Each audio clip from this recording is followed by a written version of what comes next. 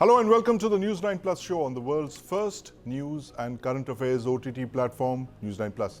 2024 was a breakout year for China's military.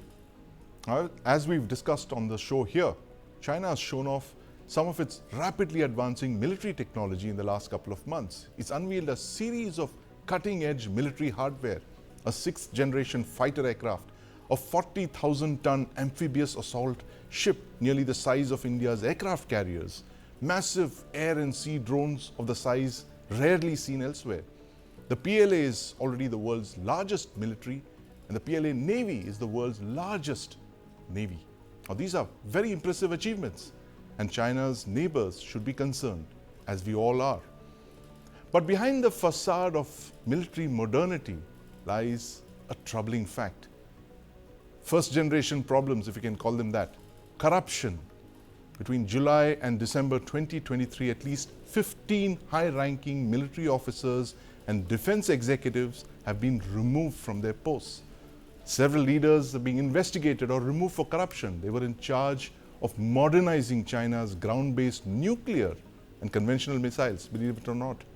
In December, 9 officials were removed from the PLA military.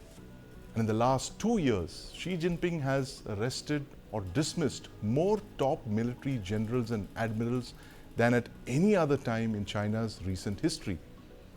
In fact, the Pentagon's annual report to the US Congress on the military and security developments involving China was released just last month. And this report interestingly contains a 5-page segment on the impact of corruption on the PLA.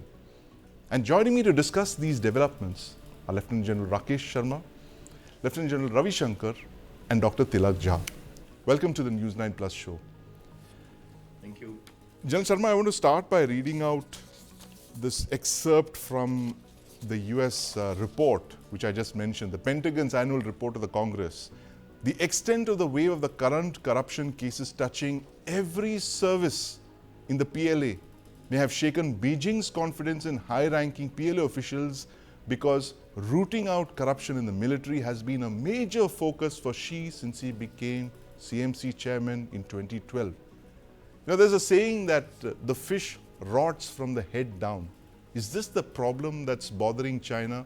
While it's rolling out 5th and 6th generation fighter aircraft, it's got some very first generation problems of corruption right from the top to the bottom. Thank you, Sandy, for inviting me. I read the report with interest. And of course, many things that come out of the West, one have to take with a pinch of salt. Last year's report, they had not included any chapter on corruption. This year, They have a 5-page chapter on corruption. Now, having said that, first is that as a head of state, President Xi taking so much of interest in the military is unseen anywhere else in the world. Can you see any government devoting so much on time on national security issues and issues which are pertaining to the armed forces as President Xi does right from the time he takes it? No government is actually... But General Sharma, there's a history to that. The PLA is actually the army of the party, and it's not the army of China. The army of China is actually in Taiwan. So the PLA he has got economic... Yes. Because economic woes, he's got thousands of other problems, but he still devotes so much of time. We can't talk about the same thing in India. Yeah? Yes. Second, despite all these purges that he's been doing, 81 odd journals being sacked, the journals don't understand that he's doing purge and he'll put us into jail, and they keep doing it. I mean, are we saying that the people are so dumb at the hierarchy in PLA that they continue doing the same thing despite knowing? So you're saying that all this is a facade, and all of these are actually purges of the PLA by Xi. He's eliminating potential rivals, you think? Yeah, so two issues here. One is discipline. One is that there ought to be corruption. There is some corruption, you take it away. Right. Second is the issue, what he says, 2 insufficients or 5 incapables. He says that, there is an issue of professional competence. If there is inability to command, or there is, those people do not match the vision of President Xi, or they are not able to deliver. So Right. in India, if there is a department which is supposed to produce some goods across for the military is Yes. unable to deliver, do we sack anybody? No, we Right. continue with the same thing. They get promotions and continue onwards. Right. Here he says, you don't deliver, you go home. Okay. So I think discipline is one thing. I think his achievements ought to be weighed in a similar coin, which you rightly pointed out some time ago. Right. So you're saying that all of this is just a ruse for removing non-performers, and corruption seems to be one of the excuses. But General Ravi Shankar, you focused on this extensively. While you're looking at the fifth and sixth generation aircraft, you're also looking at the problems of corruption. And Xi Jinping, as General Sharma mentioned, seems to be running a one-person Dodge Department of Government Efficiency in China, and is routinely sacking people across the board. I mean, it's literally every arm of the PLA is being purged of senior generals. My question to you is this, very simple. Does corruption affect the fighting potential of an army? I mean, how does an army that routinely sees its leadership being removed, sacked, purged, disappeared, how does it fight? Yeah, I completely agree with you. To a large extent, the morale and the leadership of the army will get affected. There is, there is corruption there already there. There are cases of, poor equipment or malfunctioning of equipment. You look at their rocket launchers. You look at their DF-17, which misfired, went elsewhere, Yes. and you look at the sub which sank. So when you look at it, the equipment is all dodgy, and then over and above that, you have the leadership being sacked. There's a political issue to it. So overall, I don't think the leadership is in a great state. But having said that, the PLA has had this history of being purged and still being able to fight. That's one point I want to highlight. But overall, I think largely the potential of the PLA would be degraded. Now, let me add. It's Right. very nice to say you add a fifth generation aircraft or a sixth generation fighter, or you know, all those fancy things. They are all new equipment, untested, not Yes. experienced, and they take a lot of time to get in and get used to the whole thing. So their efficacy is also a little suspect. So I think you have to see this holistically. You also have to understand that the PLA is a conscript army, right? They're new soldiers on new equipment with new leaders. They see the whole story as a whole rather than just that. And plus, the PLA, as you rightly said, is the largest army with the largest navy, all that, and it is seeking new roles. It is seeking new roles away. It's got into new battlefields over the past 4 years, which it Right. never had earlier. Earlier it was just Taiwan. Then it's now gone into South China Sea. It's also looking somewhere beyond, the Taiwan and to Guam in the Yes. Western Pacific, Do and you it think has it's biting extended off more than itself it here. can chew, General Yeah, Shankar? It's overstretched. It's yeah. looking at too many It, fronts at the too same many time. friends. Yes, yes, and that's what they feel. It's not what I feel. They feel that they face four fronts and that they are overstretched, and they also feel that this leadership axing will affect their capability, Yes. and with all other things which I mentioned. So it's not like I as much as I go along with General Rakesh Sharma that PLA is used to these purges, Right. but I think in this case there are one too many. Right. One It's too many unprecedented. purges. It's unprecedented indeed. And Dr. Tilak Raj, you're a China expert. You've been looking at these developments very closely in Beijing.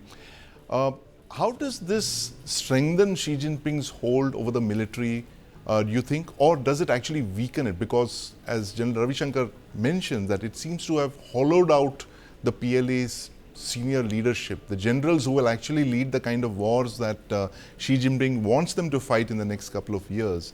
This repeated purges of senior leadership affecting morale, how does this play out for someone who's literally China's leader for life? See, I think we have to keep in mind that the party holds the balance. I Yes. think that's the philosophy on which the Chinese Communist Party has been leading the army. And I think President Xi, he has a deep distrust and about the loyalty and honesty of his most senior officers. Yes. So I think the combat readiness in such a situation can go both ways. Right. If the people who are very loyal to Xi, they want to prove their loyalty, they could actually be more warmongering than others. We have seen the situation of Chinese diplomats playing a hawkish attitude in recent years. And then, of course, they keep changing his stance. So Yeah. to prove loyalty, they may go overboard. And at times, it could be the other way around. But I think to call it a professional army and to expect professionalism from Chinese army is something that's deeply in doubt. And I think we have to put this put this debate into that context, that the professionalism of Chinese army is deeply Yes. suspect, doesn't behave like a professional army. From South China Sea, where it sends militias to sort of topple Philippines Navy, Philippines ships, and and all across, we have seen time and again Chinese army not doing things the way army does. Right. It's not necessarily behaving like Pakistan, but at the same time, it doesn't really behave like a professional army. It doesn't behave That's like a problem. professional army. That's a good, a important problem. point, Dr. Tilak Raj. And, I'm going to ask General Rakesh Sharma this question. General Sharma, you've commanded the 14 Corps facing both our fronts, both our friendly neighbors to the west and to the north. And I think it's a very unique situation on both fronts. On the one side, on the one front, you have a military that is in complete command, which controls even the nuclear weapons. And the politicians are literally like a bonsai democracy that you have in Pakistan. And in the north, you have this very powerful chairman for life, literally, that's Xi Jinping, controlling a military. How different are these two systems really? So one issue is that, at least I was taught when I was growing up in my years is never to underestimate an adversary. Yes. We must learn the adversary's qualities and his plus and minuses, but never underestimate it. You will be surprised in war and you will not know what to do. So when we start contemplating that we have two adversaries and there is an adversary on the northern front which has internal issues, we too have hundreds of Yes. internal issues ourselves. If there is a weakness that comes out in war, which is evident in matters of conscription, matters of poor equipment, matters of training, Yes. matter of command and control, that we must take it as a bonus when the war is on. At this juncture, start contemplating that they have got a weak army or weak armed forces Right. or weak equipment. I think we will put ourselves into a harm's way in overall analysis, and we will not know what to do when the war comes up if we are surprised. So that's for the Chinese. For the Pakistanis, they are a force to reckon with because they are a national security state. Yes. The army runs the country. Army is the custodian of national security. Army is the whole soul. So for them, it is a question of survival. Yes. It's not PLA. For Pak army to fight and to come up on top is a question of survival of Pakistan army as an entity in Pakistan. It's the question of Pakistan's identity. The identity, the pehchan of Pakistan is related to Pakistan army. Right. Even when the people have got aversions towards Pakistan army in some way. So, there are two different facets altogether. Right. When we fight Pakistan army, we have to fight when they are fighting with their backs to the wall. And if they do not perform well, the country will rise against Pakistan army, which has been a custodian for 7 decades. Yes, absolutely. Interesting, observations, General Sharma, on the differences and the similarities, in fact, on our northern and western fronts. The fact is that we have to worry about both of them because they share such a close relationship. And of course, that point that you made about never underestimating our adversaries is well made. And General Shankar, I'm going to ask you this point about what the CMC Vice Chairperson He Wei-dong told a PLA delegation last March. He said that the CMC would crack down on fake combat capabilities, he said. Was he referring to the fact that these weapons-related procurements were actually hollowing out the PLA? And I ask you in the context of our own tryst with political corruption. In the 1980s, you had the Bofors case that came up, of bribery in the purchases of the howitzers, which actually set our defense capability back by several decades. And you wrestled with those problems when you were DG Artillery. Yeah, I think there is a point. Let me clarify this. Like General Sharma said, we shouldn't underestimate the enemy. There's no Right. doubt about it in any battle. But at the same time, we shouldn't overestimate him also. And we need to also take into account his long-term capabilities, which he has demonstrated. Right. And things like this, which are happening, is not a simple thing which happened. When not only he Dong, it is also Zhang Yubxia who's given instructions about how to go about procuring and all that. They have a problem in procurement. They have a Right. problem in corruption. So, like that's why I said their equipment is dodgy. Now you combine it with what has happened, like a missile going Ori, and so many space launches which have gone Ori. Right. So there is an issue which we need to understand. Another aspect which I'd like to bring: every second day, third day, you see a new organization coming up or breaking up. Right. For example, take the Strategic Support Force. It was, Absolutely. Yes. ushered in by Xi Jinping. And that became probably too strong for Xi Jinping to handle. And in a So he decade, he broke it had down. disbanded it and Yeah, created an he information disbanded it force. and he's no, not three. He made three out of them: Right. information support force, the aerospace support force, and the logistics support force. So I don't know how these armies function, but if this were to happen to our army, Yes. where 30 to 40 generals are being sacked, Right. you have a conscript system, Yes. you have new equipment untested coming and failing, and then of course your new organizations are coming in. How do you think this army can be absolutely fit and fine? And you have to assess it on a long-term basis. Of course, what you do on the battlefield is what you construe and do everything. That's fine. I think then there's this issue of lack of experience. Right. After 79, they have not fought a war, and all this equipment which has come in has not seen operational capability. And a lot of these capabilities which are coming in, if you read the PLA writings, they are, pushing back. For example, Xi Jinping had a great thrust on AI and intelligentization. That's the word. Past informatization. So he was looking at intelligentization. On 31st December, PLA comes out with an article which says, look, it's all fine for AI, but AI doesn't meet human capabilities. The Right. final decision making has to be with the human in the loop. So there is some kind of a pushback also happening. So there are a lot of rumors of the PLA not being under control of Xi Jinping Right. at this point of time. So I don't think we should ignore all those, because when you assess armies, it's not only for every day. Only you start assessing them only for the battle. You start assessing them from long back so that you get an overall picture, a balanced Right. picture. Right. And then you say, okay, this is what I'll do or not do. But that's a different issue altogether. That is indeed. But, this relationship between the party and, of course, the chairman, that is Xi Jinping here, and the PLA is a very interesting one. And Xi Jinping is possibly the only chairman of China who's repeatedly appeared in military uniform.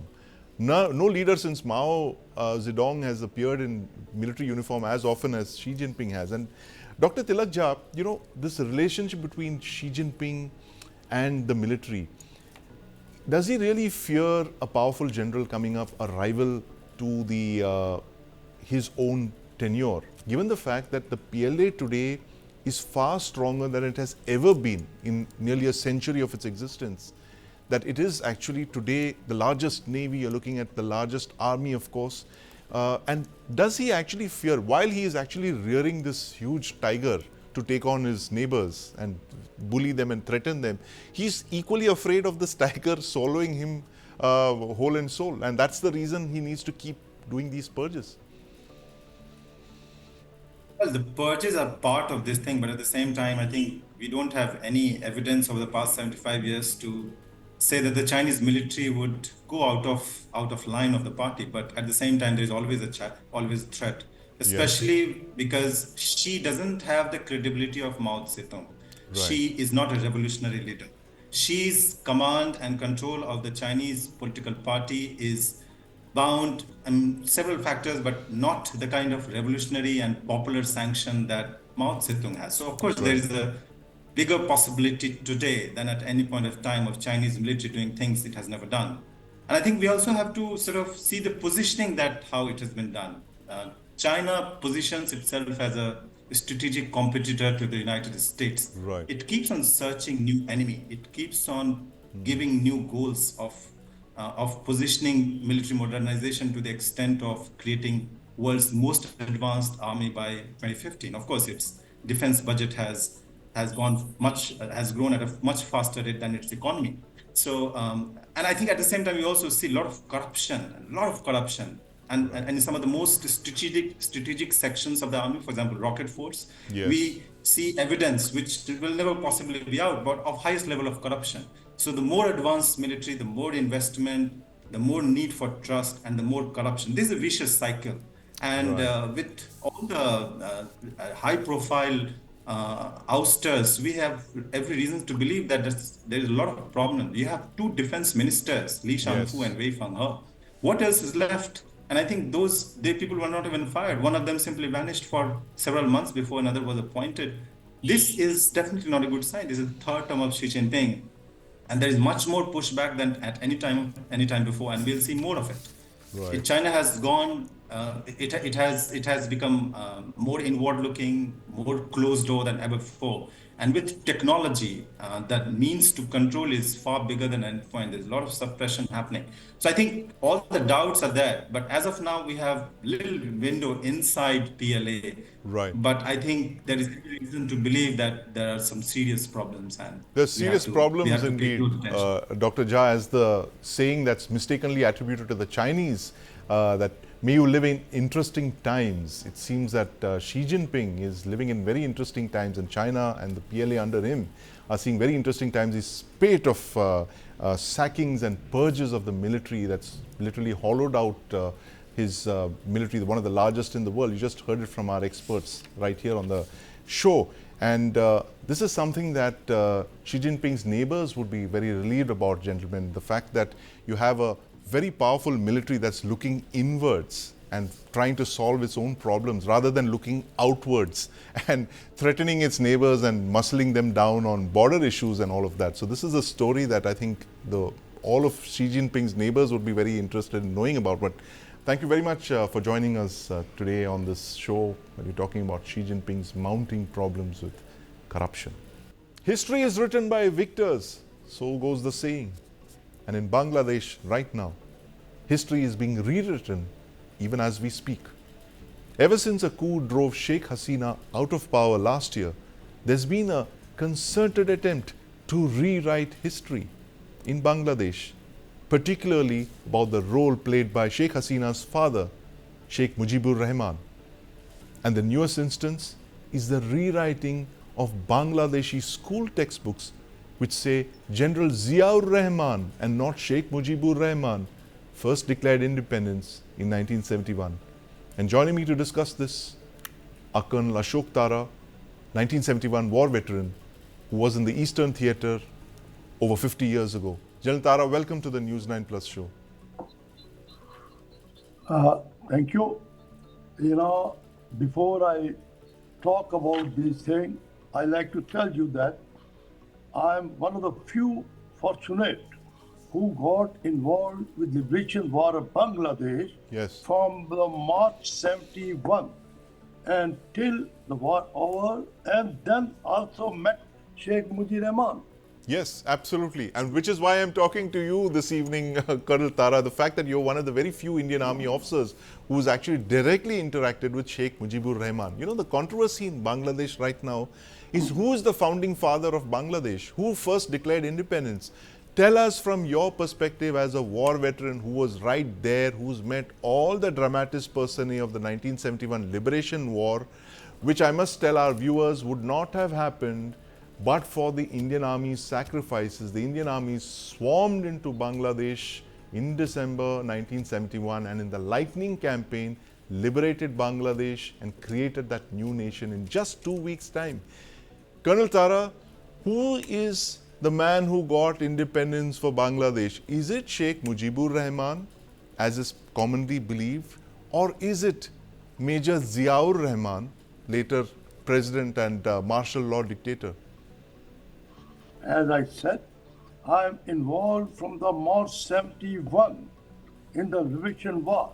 And when I met the people after the speech of Sheikh Mujibur Rahman in Dhaka, they only know one thing. They know only Sheikh Mujibur Rahman. They do not know anybody else. This is all later on when nothing succeeds like success. Everybody start taking their name. No, it is I got involved. As I said, in Muktiwani, I crossed from India to East Pakistan then. With the Yes. Muktiwani, I fought furious some battle also, and in one of the major battle, the battle of Ganga Sagar, where I got Veer Chakra. Absolutely. And later on also, en route, I met with the people, I stayed with the people, and at that time there was no Hindu, Muslim, Christian, all are Bangla, and for them was only God was Sheikh Mujibur Rahman. They say he is the person who gave us independence and also the honor to the Bangla language. I live with them. They're people, they talk, they from the news, or they just hear and say. I have gone through. I'm one of the venture, the battle, and later on also, I rescued the family. Yes. Now the present Sheikh Hasina, and got the highest award of Bangladesh, that is Friend of Liberation War honor. But from December 17 to 24 January 72, I met the people, I met the local, I Right. attended the functions. They only know only one person, that is Bangabandhu Sheikh Mujibur Rahman. Absolutely. They Because- only know one person, Bangabandhu Sheikh Mujibur Rahman. And where was Major Ziaur Rahman in all of this, Colonel Tara? Why is there an It is- attempt to prop him up as the man who got Bangladesh independence? This is opponents always want some name. They knew that Sheikh Mujibur Rahman has dominated so much like a god, and they cannot hear, listen. But they don't want. The opponent wanted to create something. See, they also played a role. In fact, they were anti-Bangla when they played their role. But now, as the Bangladesh got liberation, now they also wanted to take, because they want to share some profit, they want to gain out of it politically or Yes. economically. That's why they take his name. He is nowhere, so far I know, and even today, I am in link with the lot of elite people of Bangladesh and as well as in Delhi. And in absence, when they have so many years, when there, I came in communication with the people, not only Bangladesh, in Calcutta people also from the same community, Yes. the communication, the number of books and all those written. I've told them, because I'm the person I witness. Yes. What else they want? But they are hearsay, and they want to exploit for their own personal political gain. They want to exploit it for their own personal and political gain. What is your message, Colonel Tara, to the people of Bangladesh today? You know, there is a substantial number of Bangladeshis who were born much after 1971, but you are one of the very rare people who's actually seen history being made in 1971, and you are a hero in two countries. Whether the Bangladeshis like it or not, you are a hero in Bangladesh as well. What is your message to the people of Bangladesh, the country that you helped create, and you and your colleagues and comrades, with their blood, sweat and toil and sacrifice, they created that country of Bangladesh? What's your message to them, sir?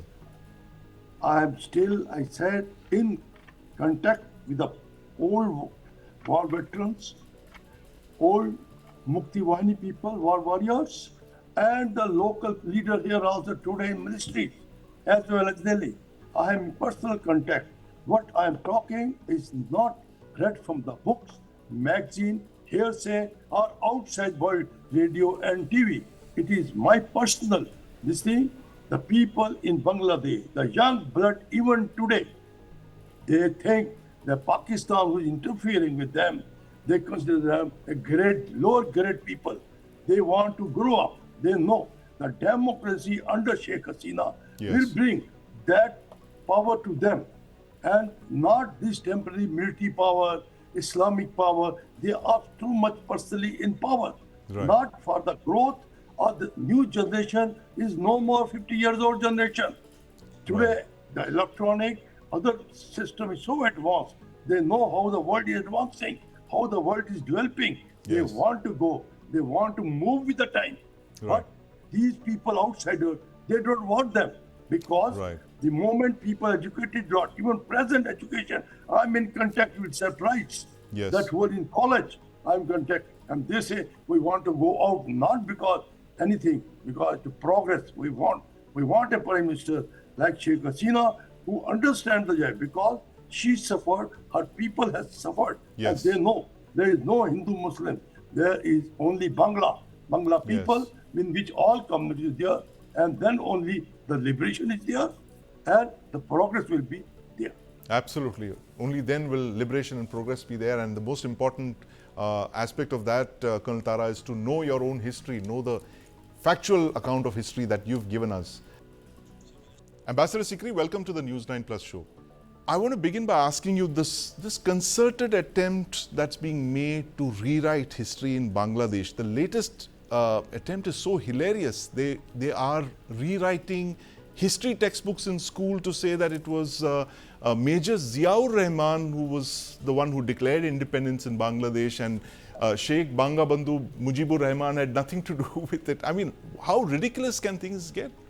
Yeah, well, actually, I think it is quite a time of great anguish because just in the last 15 years, when Prime Minister Sheikh Hasina was there, Yes. she had really explained the whole situation, and she had had discussions with the army, with the students, with the academia, and, the genuine flow of events in 1971 was Right. explained to everybody, including the role of India, how we fought together, shoulder to shoulder with the people of Bangladesh, Yes. and how it was a joint command and we did everything together. And I must tell you that even this whole question of whether Major Ziaur Rahman declared independence or Yes. Sheikh Mujib declared independence, this was solved long back, even in Yes. 1971, because recently revealed documents from the American intelligence services show Yes. that the then DIA, the Defense Intelligence Agency, had sent a message to Secretary of State Kissinger and to the President Nixon, Yes. saying that Sheikh Mujib has declared independence. Yes. And from now on, Bangladesh considered itself an independent state. So Right. even history proves that it was Sheikh Mujib, but it Yes. is entirely politics which is being played out, Right. because the present Jamaat-e-Islami and the radical Islamist parties who are Yes. controlling the real power, Professor Yes. Muhammad Yunus is just, a facade. So Yes. the people who are controlling the real power, the Jamaat-e-Islami, they were partners with Pakistan Yes. in 1971. And they want to reverse history, and they Right. want to show that actually India did nothing, and this was something which, entirely Pakistan and Bangladesh are one. And the deputy prime minister of Pakistan has said yesterday that we are brothers, we are long lost brothers. हम Yes. बिछड़े हुए भाई हैं, Right. and he's going to Bangladesh very soon. So it's a complete reversal, and all the changes that have taken place in the local legislation, the laws about Pakistan not attending trade, Yes. or Pakistan not coming to the universities, or even military cooperation between Bangladesh and Pakistan, it's been completely reversed, and the major generals are going to be there. It's an attempt to reverse history, but I must tell you that I feel that the people of Bangladesh do not accept it. Actually. People of Bangladesh And don't accept it. Yes. I think that the people of Bangladesh, their reaction is increasingly one of worry, of concern, and they are increasingly saying that, things were better earlier. Right. They're saying it's not, we don't know what's happening now. So Right. there's a complete disassociation from what is happening now. When somebody in Bangladesh, the son of Ghulam Azam was the Amir of Jamaat-e-Islami in Yes. 1971, and so he was a major leader in the 1971 war with Pakistan by his side.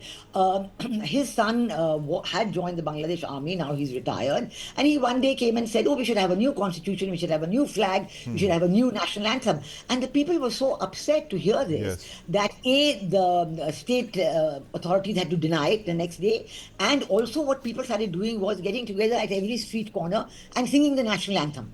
Right. And unfurling the flag and so on. So there is a resistance. There is a fairly strong resistance, and Yes.